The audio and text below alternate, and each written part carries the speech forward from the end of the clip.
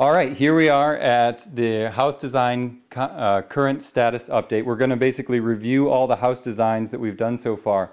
We're going on our 4th design meeting, so there's a lot of work that we've already done as a group developing the various designs that are on the table right now that we're going to be discussing. And how we're going to do it is we're going to talk about the 1-bedroom, the 2-bedroom, and the 3- and 4-bedroom house sizes, and we're going to look at those individually as the 1-bedroom people looking at the 1-bedroom size, the 2-bedroom people looking at the 2-bedroom size, and so forth. And again, this is just a review because we want to get people thinking about the important issues that are going forward. We have a bit of a rush schedule because we're trying to get city approval, so we really need to focus on what the questions are and getting everyone's feedback and thinking about what works for everyone and incorporating that as best we can into all the designs. So to begin with today, we're going to talk about Judy's, there we go. To begin with today, we're going to talk about, first of all, very briefly what a geologic home is, and then we're going to break out into individual videos talking about the 1-bedroom, the 2-bedroom, and the 3- and 4-bedroom options. So first of all, what a geologic home is. Very briefly, it is a super insulated building with R45 wall, super insulated roof, slab on grade construction, extremely little in terms of the mechanical and heating systems, high quality windows, passive solar orientation, and air sealing. You've all probably seen the prototype by now and what we've done there, but these are just some images of the slab on grade foundation, super insulation, and some of the other air sealing details that we've been doing so far, including high quality windows and heat recovery ventilation for a healthy indoor air environment. And in addition to that, with a little bit of solar thermal hot water and photoelectric solar panels, we can bring these buildings to net zero, which will be an option, not necessarily included in every price, but something that can be added on in the future. So now we're going to break off into each individual bedroom size and look at what we've done so far and what we need to do. All right, so this now is the 2-bedroom, which we have basically 2 options right now, an 1,000 or a 1,200 square foot size. These are the locations of the 1,000 or 1,200, or basically the 2 bedrooms as they are on the site. They're spread out pretty evenly around. We oftentimes put them in the south row because they're slightly lower. They're a story and a half, so with the taller buildings in the back in terms of view shed, they've been put in those locations. There's 2 plans right now that we're working on. One is the 1,200 square feet, which is a pre-designed geologic plan. In other words, we can take this basically from what we've already developed and turn it into a duplex very easily with very little in terms of design costs. The benefit of this one is it has great solar exposure to the south, 2 bedrooms off the back.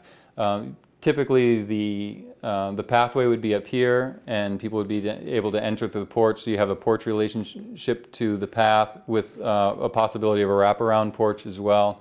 They're all, as most of the plans that we're doing, is a basic open floor plan.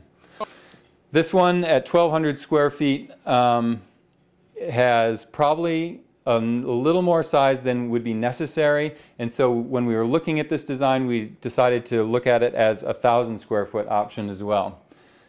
But before we go there, this is what that particular building looks like in elevation when you make a duplex out of it, and this is more of a traditional facade. Next slide, please.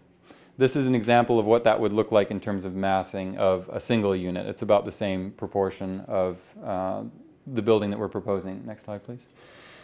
This is the 1,000 square foot, and as I said, between the 1,200 and the 1,000 square feet, we were able to reduce the overall length of this building and somewhat the width, while still getting the 2 bedrooms, the porch to the pathway, and the solar exposure. In this case, the solar exposure is lessened. This used to be the south facade, but by rotating the volume, we have slightly less width to work with in terms of solar gain.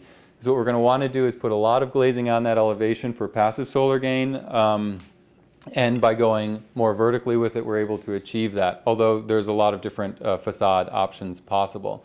I think one of the big difference between the 1,000 and the 1,200 is the way that this building is articulated in terms of the elevation. This is a little bit more lively over the south facade of the building.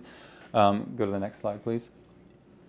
As you can see right here in this elevation, that's a traditional facade. When we're looking at adjacent buildings, it provides a little bit more of breaking. It breaks up the roof lines a little bit, and it also brings down the scale in terms of the massing of the building.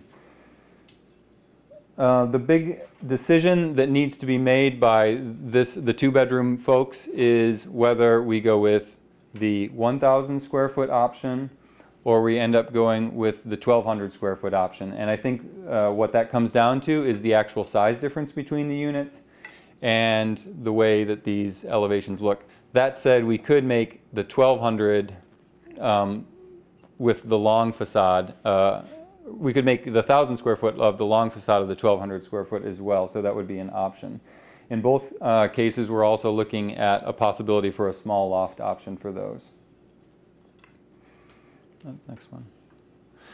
We also can look at different facade types, but that is probably not as critical. Next slide. And this again is an example of how a large gable end with a collection of windows, which can be both traditional and contemporary at the same time. Next. All right, so to conclude here, what we're really focused on doing is first of all, presenting the information of where we are, what we've discussed, what we've come up with. From there, we want to get everyone's feedback. The first way of doing that is after viewing this, the questions that you have about your own bedroom size to email to Sana so she can compilate that information before the meeting. Because going into the meeting, we're really going to want to focus on what the questions are, what options there are out there that people need to have addressed in terms of floor plan size, square footage, in terms of numbers of bedrooms or other sort of pieces of program that would affect the size of the units in terms of its footprint and also its massing in terms of the site. We need to get those decisions made specifically because we have to take that information to the city so we can keep on track with the planning process as we go forward. And that deadline's coming up. So we're going to focus on getting the information, taking that in, digesting it, and if people can come prepared to the specific unit design meetings, that would be great because that will allow us to really move forward with this and make those decisions. Thanks.